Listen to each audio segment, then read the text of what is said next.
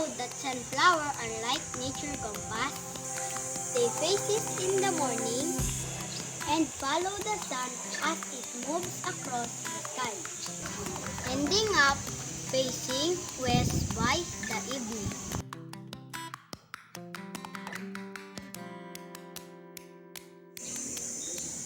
Did you know that butterflies taste with their feet?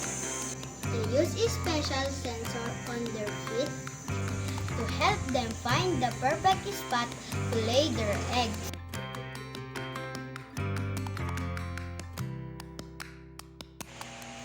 Alam mo ba na mahilig sa kasiyahan ang mga Pilipino mula sa Ati-Atihan Festival hanggang sa Sinulog Festival?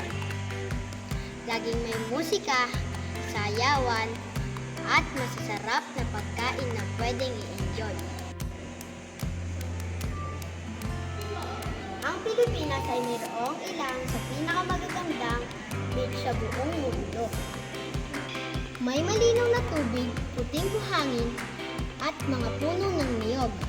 Para kang pumapasok sa isang larawan sa postcard.